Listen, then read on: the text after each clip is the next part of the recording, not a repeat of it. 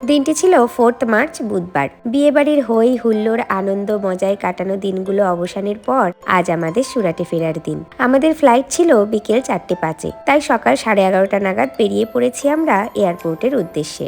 বাবা আর অনন্যাও যাচ্ছে আমাদেরকে এয়ারপোর্টে ছাড়তে। যাই হোক, দুপুর 2টো নাগাদ আমরা পৌঁছে গেলাম এয়ারপোর্টে। তারপর পাপা দাদান আর পিমনির থেকে আদর খেয়ে নিল এবং তারপর আমরা প্রবেশ করলাম এয়ারপোর্টের ভিতরে। এরপর ইন্ডিগোর কাউন্টারে আমাদের লাগেজগুলো জমা করে টিকিটটা নিয়ে নিলাম। তবে এতদিন ধরে যাতায়াত করলেও কলকাতা এয়ারপোর্ট এত ফাঁকা প্রথমবার দেখছি।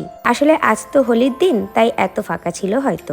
যাই হোক, আমাদের সাথে পাপা ছিল বলে ইন্ডিগোর একজন ক্রিউ মেম্বার ওর একটা ছবি তোলার জন্য রিকোয়েস্ট করেন আমাদেরকে এবং এই চকলেটগুলো ওকে দেয় গিফট হিসেবে। যাই হোক, এরপর আমরা চেকিং কমপ্লিট করে 15 নাম্বার গেটের কাছে এসে বসলাম এবং অপেক্ষা করতে থাকলাম বোর্ডিং এর। তবে আজ প্রথম এয়ারপোর্টের মধ্যে দেখলাম এই সুন্দর দৃশ্যটি। বাবা হরিনাম করছেন আর বাচ্চা ছেলেটি খোল বাজাচ্ছে। তো যাই হোক, এরপর বোর্ডিং শুরু হলে আমরা উঠে পড়লাম ফ্লাইটে এবং প্লেন তার নির্দিষ্ট সময় অনুযায়ী কলকাতার মাটি ছেড়ে উঠতে শুরু করলো।